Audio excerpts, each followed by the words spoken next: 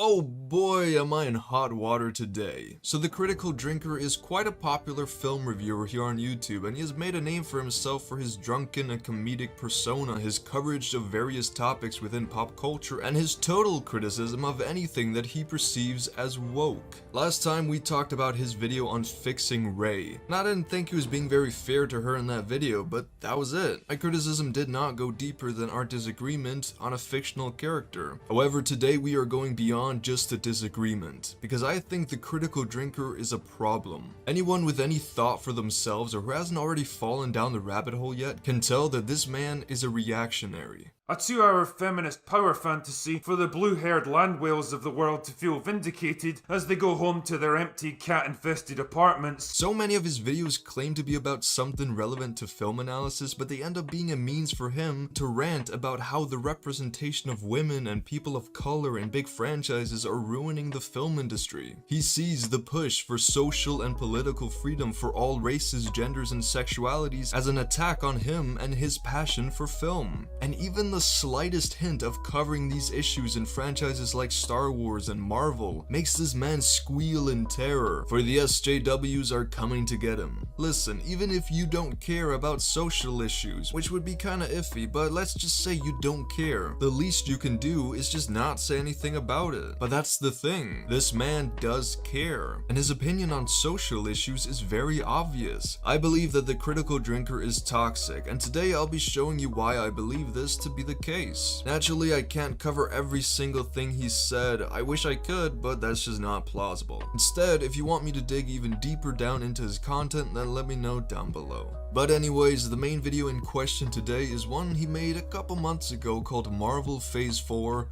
Who cares? And just from the thumbnail alone, you can see why I have a problem with it. Listen, this video idea by itself has merit, because it's okay to be nervous for Phase 4 or just indifferent to it. I have my own doubts about whether or not the MCU will be able to live up to the sheer quality of the Infinity Saga, or whether these movies will become exhausting or outdated in a couple of years. I mean, personally, the first 3 miniseries we've gotten so far give me hope, but that's just me, and I know other people didn't like them. It's completely alright to not care about Phase 4, and to make a video explaining why you feel burned out from MCU content. This video idea in of itself is not bad. However, your thumbnail tells us viewers that you're making this video for the wrong reasons. The possible problems with the future of the MCU is not the fact that there are more female characters now. That's actually a really fucking good thing. There are now plenty of good male characters and plenty of good female characters, but by putting 5 women in your thumbnail, it shows that you have a problem with women. So it doesn't help your case that 2 out of these 5 women are dead going into Phase 4. So this thumbnail really just doesn't make any sense at all. But anyways, I have an open mind and I gave you the benefit of the doubt. To be honest, parts of your video aren't even that bad. I mean, for most of the video you're talking about things like how the Eternals and Shang-Chi look uninteresting and how Spider-Man is just not doing it for you in the MCU. And while I may not always agree, it's still your opinion, and who am I to say anything against that? We're all allowed to have our own opinions, especially about subjective things like movies, and me not agreeing with you doesn't mean you're wrong. There are even things I agree with you on, like how Black Widow came out way too late and how the Marvel formula is predictable. However, the problem I have with this video is that you so often put the blame of bad MCU movies on women or other social issues that they try to incorporate into their movies, and it's just unnecessary. There are so many times he does this throughout the video, and I'll show you these moments now. I'll try to be brief though. I have a hard time not rambling when I respond to assholes on the internet, but we'll see how this goes. I also have the sneaking suspicion that this film was bumped from its original pre-Endgame slot to make way for a certain overpowered Mary Sue character that Marvel laughably thought was going to be the new face of the MCU. I really don't understand calling a Marvel character a Mary Sue. Characters in the MCU are powerful as fuck. They're superheroes. We have Thor, we have the Hulk, we have Wanda, we have Vision. All characters who fit your descriptions of an overpowered Mary Sue too, but since it's Brie Larson, the most evil creature on the planet, then you have a problem with it. Grow up and give actual film criticism. And on the surface, Thor Ragnarok seemed like great fun, at least until you started to look a bit deeper and realised that he basically spends the whole movie playing second fiddle to strong female character and strong female antagonist, and getting his ass kicked by both. Yes. The only thing that happens in Thor Ragnarok is that Thor gets beaten up by the feminists. Yeah, you're deluded. If you really can't see past two female characters in a movie who are just acting like normal characters in this universe, then how can you possibly expect people to take you seriously as a film reviewer? Your bias against women completely dictates your thoughts, and it's such a toxic mindset. Listen, I personally don't like Hela much as a villain, but it has nothing to do with the fact that she's a woman. She falls victim to the same character problems that so many other villains in the MCU have. But because she's a woman, then it's suddenly worth mentioning to you. Also, apparently villains nowadays aren't allowed to be strong or beat up the hero. Oh sorry, my bad. Yes they are, but only if they're a man. How can you openly say shit like this on the internet? And how come so many people just accept it? I just don't get it. The fact that Thor Love and Thunder is going to have strong female character as the new ruler of Asgard, and Jane Foster taking Thor's hammer away from him, kind of suggests that he's really just there to prop up his more diverse replacements. What the fuck is your problem with Valkyrie being Queen of Asgard? Who else does Thor trust enough for this role? Everyone else who would have been capable of doing it is fucking dead. What the fuck is wrong with Jane Foster being Thor? That's literally who she is in the comics. When Captain America picked up Mjolnir, it was fine and epic, but when a woman does it, oh, no. Then it's just woke SJW propaganda. Listen, the women in these movies don't undermine Thor. We all still love him, but apparently you don't want side characters in your movies. Because then the main character can't shine.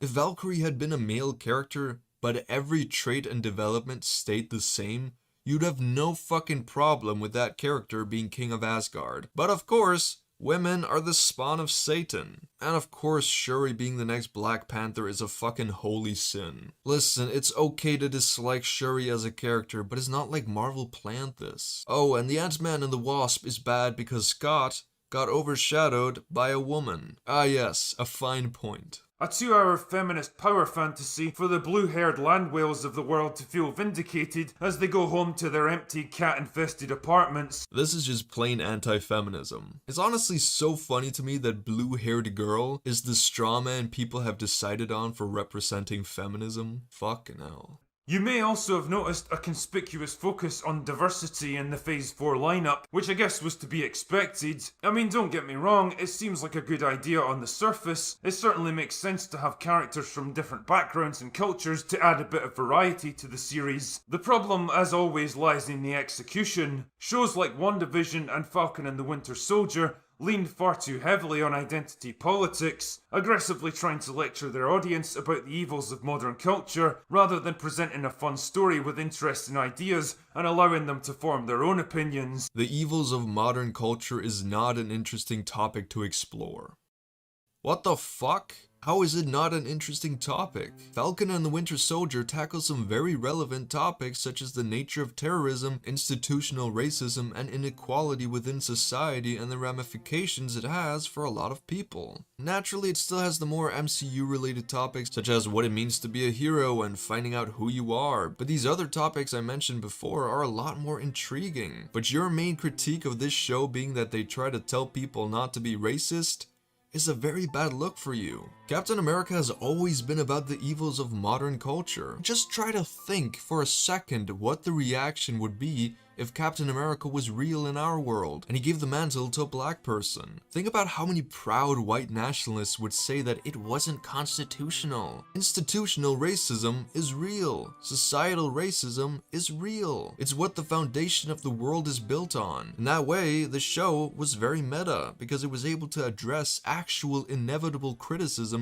and hate from people who would complain about a black Captain America on screen. To say that this topic isn't interesting to explore in a show about a black Captain America shows us how little you care about issues of race. Also, when you say let them forge their own opinions, What do you mean exactly? In your opinion, should Falcon have said, here are the pros to being racist and here are the pros to being anti-racist? Now you go ahead and choose which one you want to be. Fuck no. The topic of race should not be called identity politics, because it shouldn't even be a political question. One of the many topics the Falcon and the Winter Soldier brings up is the institutional inequality between races in America, which is a very important topic to educate the youth about. Because yes, a lot of teenagers and young adults watch MCU movies. Let's be real, most of them aren't going to watch political debates about racism from credible people who know what they're talking about. No, that's not fun for them. The other alternative for these people is to watch videos from guys like you who turn the topic of racism and other social issues into a question mark, basically telling them not to be anti-racism because you can't trust the government. YouTube is littered with oblivious people like you.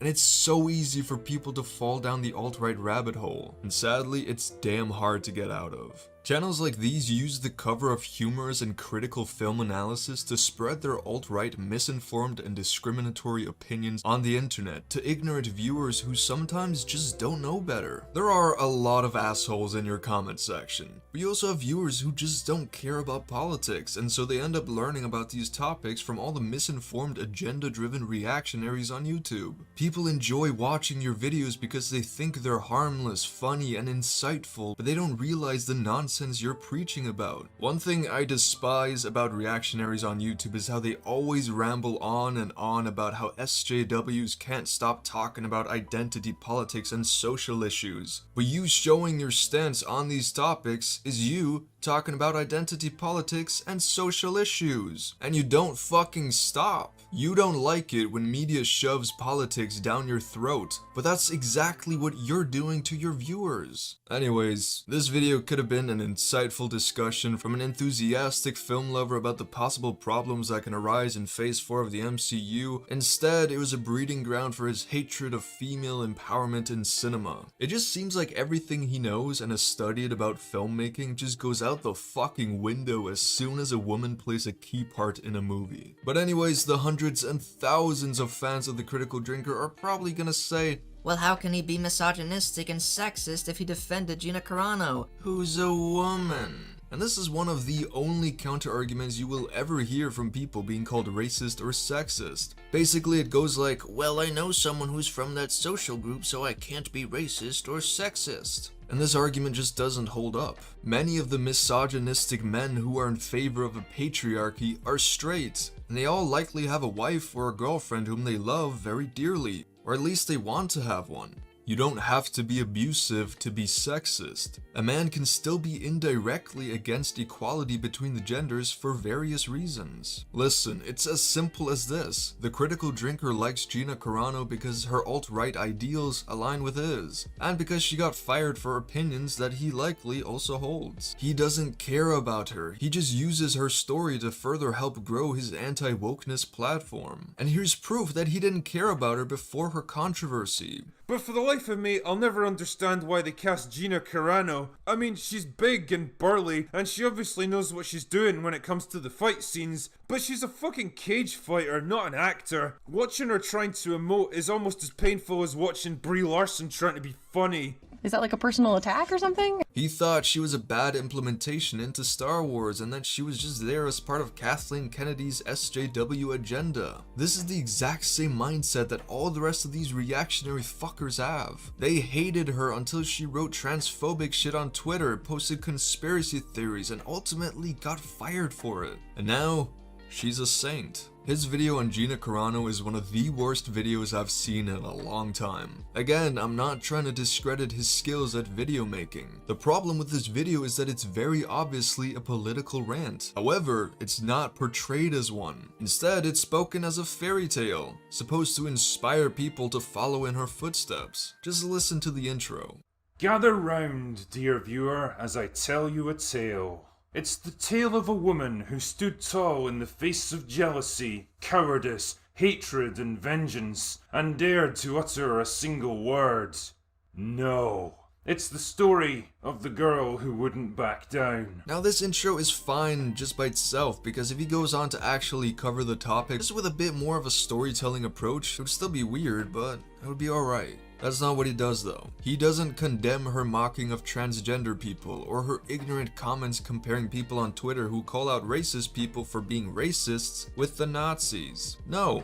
He agrees with her. She even gave examples of other evil cults from other kingdoms who had once done similar things. What the fuck? But the young woman was different. And when the cultists tried to turn her into one of them, she didn't just refuse their offer, she openly mocked them. Now this is just full on calling transgender people and those who support trans rights a cult, and saying that it's okay to mock them. Again, what the fuck? Then at one point he shows tweets from people rudely and distastefully responding to some of her tweets, and listen, I don't condone hateful behavior. However, most of the people who responded to her have a solid ground to stand on. And like we've talked about before, you must be ready to face the backlash for saying controversial shit on the internet. These tweets do not make what she said okay. The truth of the matter is that you're not telling the truth in this video. Your video is dangerous because you happily skip over all her lies and all her mockery of social groups and label her as a hero. It's not just that you're a conservative who agrees with her opinions. No, you're full on hiding the truth of what she did from your viewers and disguising it as an epic tale of a true woman. Listen, I can understand how some people feel like what happened to Gina Carano goes against freedom and liberty, but it's not true, because liberty means freedom to everyone, which means Disney has the freedom to fire someone, just like how Gina Carano has the freedom to say whatever she wants to say.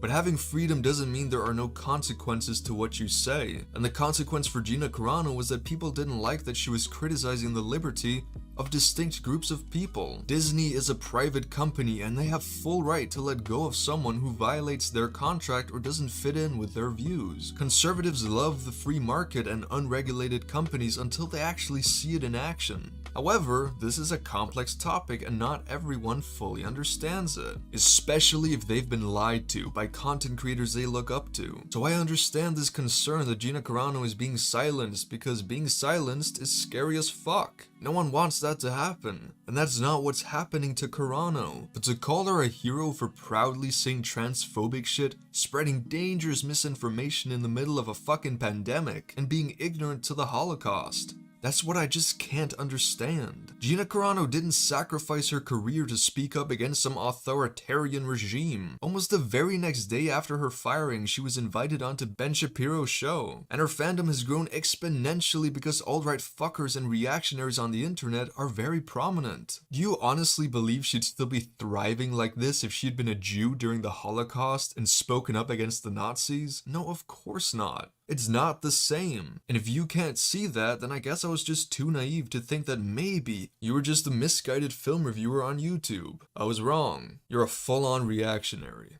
It really sucks that these kinds of people dominate film on YouTube with their politically biased clickbait videos that get people riled up but never provide any intelligent insight. The Critical Drinker is just one of many anti-SJW reactionaries on the platform who actually indulge in actions that they themselves would deem to be SJW. I'm not against them voicing concerns about how Hollywood can force certain things or be overly politically correct without the right intentions. Like we've said before, that in itself is annoying when it has no substance and is clearly just a money grab. These assholes see it as a vehicle or an excuse to vent their far right-leaning perspectives in thinly veiled bigoted rants. The geeky part of YouTube is sadly littered with these types of people, but maybe, just maybe, we can help people learn how to see through these facades. My name is Turf Nation, and that was all I had for today.